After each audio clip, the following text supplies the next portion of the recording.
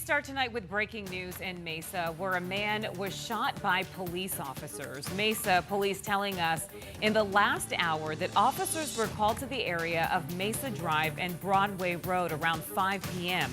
due to a man banging on doors while holding a gun. Yeah, and police tell us 2 officers approached the man, gave him some commands, but he wouldn't comply and they opened fire. The man was taken to a nearby hospital and has been stabilized. No officers were hurt. Tonight, the verdict is in for a Scottsdale father accused of attempted first-degree murder for live streaming his attack on a DCS worker. Good evening, and thanks so much for joining us. For 12 News at 10, I'm Kariba Devine. I'm Mark Curtis. It's horrifying video. This all unfolded last fall in the lobby of an East Valley DCS office. That's when DeAndre Johnson showed up for a meeting with his caseworker.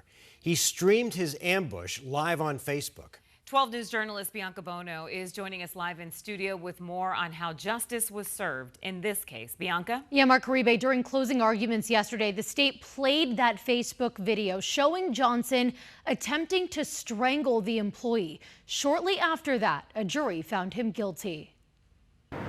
We've been advised that the jury has reached a verdict. A jury finding DeAndre Johnson guilty of attempting to commit first-degree murder against a state employee, and it was all captured on camera. With all this DCS, I want to introduce you. In November of last year, Johnson arranged a meeting with a DCS caseworker at a Mesa office. He set up his phone and streamed that meeting live on Facebook. He was angry that a DCS staffer met with his daughter about his case without him knowing. As soon as the meeting was coming to an end, Johnson attempted to strangle the employee. You gonna dap me up?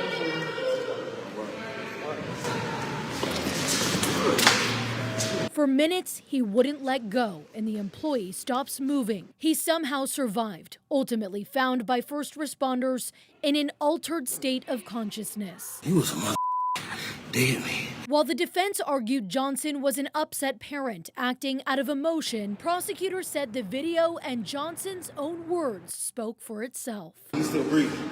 I ain't making my point. The jury also found Johnson guilty of disorderly conduct and unlawful flight, and not guilty of aggravated assault. In response to the verdict, DCS issued a statement saying, in part, "We are relieved that the jury has found DeAndre Johnson guilty of attempted murder for the brutal and deliberate live-streamed attack on a DCS employee in 2024. This act of violence against a public servant performing their duty was both deeply disturbing and unacceptable. Ensuring the safety of our employees is paramount, and no one should fear for their safety while carrying out the essential work of child protection." Johnson is now set to be sentenced in September.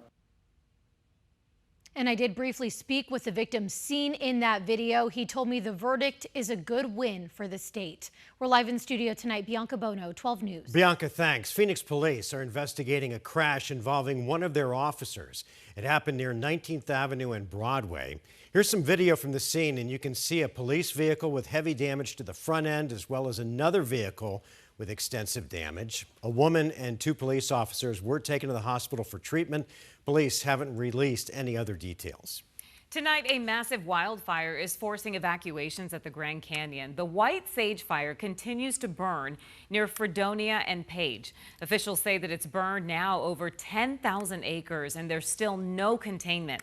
Take a look at this map here showing the evacuation zone. Officials have expanded the GO evacuation order north to the Utah-Arizona border, east to House Rock Valley and Buffalo Ranch roads, and then west to the edge of the Kaibab National Forest, and then south to Grand Canyon National Park. You can find more information right now by heading over to 12news.com. Well, the weekend is upon us, so let's check in with meteorologist Lindsay Riley for what we can expect. Expect the heat, but at least we're not under the extreme heat warning any longer. Highs are going to be right around 110 both Saturday and Sunday. That's for the lower deserts. Morning lows a little bit better. At least we won't start off the day in the 90s tomorrow. Instead, 89 at 6 a.m. up to 92 by 8 a.m. By the lunch hour, we're already in the triple digits. And then the hottest part of the day, 3 to 5 p.m. And that's when we'll briefly touch 110 degrees. Then Sunday, a little bit warmer, getting up to 111, morning low that day at 90. No rain for the valley this weekend. Up at the high country, we're not talking too many triple digits with the exception of Sedona on Sunday, hitting 100 degrees. We will have a few spotty afternoon thunderstorms around the Flagstaff area, especially by Sunday and Monday. The Rim Country still getting in the 90s this weekend, so tough to beat the heat, but definitely not as bad as what we had earlier this week. Mark? Linz, thanks. A person from northern Arizona has died after contracting a rare case of the pneumonic plague. It's an illness they haven't seen in Coconino County since 2007. Health experts say human-to-human spread is unlikely. Officials say the person died at Flagstaff Medical Center yesterday on the same day that they sought care. The plague is often linked to rodents, and experts suggest exposure likely came from an infected animal. And although a lot of prairie dogs have died up there recently, they don't believe that this case is related. Health experts say it shouldn't worry residents. The city of Scottsdale has made some changes to its Old Town road closure following a 12 News report earlier this week.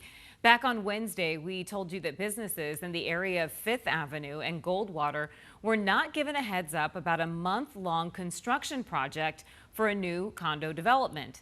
Confusing road closure signs made parking nearly impossible, and the owner of Best Life Nutrition said that he saw a 75% drop in sales immediately following the start of the work.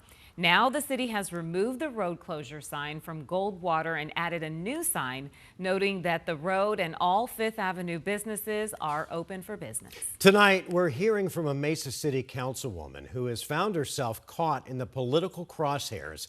She's facing a recall election backed by the powerful political interest group Turning Point Action.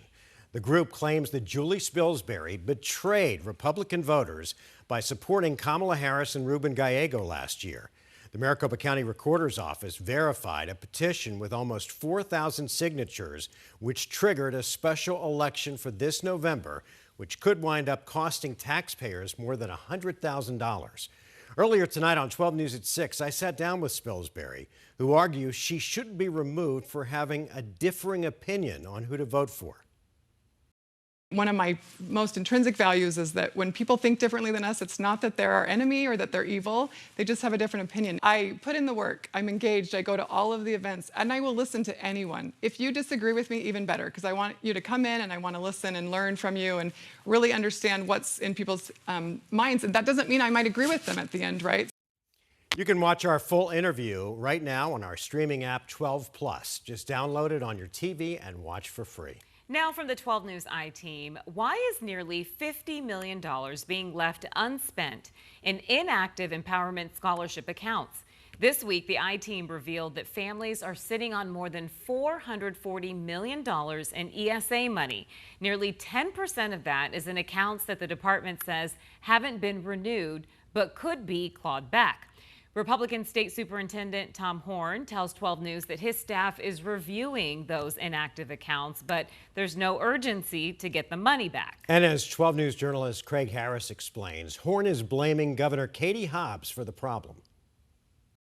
The I-Team uncovered this week that $444 million was left over in Arizona Empowerment Scholarship accounts at the end of the school year. That's 10,000 accounts with more than $10,000 each, nearly 200 accounts with more than $100,000 each, and 10 accounts with more than $200,000. I have $3.50 in my son's account right now. Simone Bell, an ESA parent who lives outside Show Low, couldn't believe what we found. We're waiting for funding eagerly so we can start back up. I mean, some of the numbers are crazy to me, like $250,000 rolled over. How do you have $250,000? I have $3. How do you do it? I'm wondering, how are they not using it? Bell added the ESA program provides about $40,000 per year for her son who has a disability.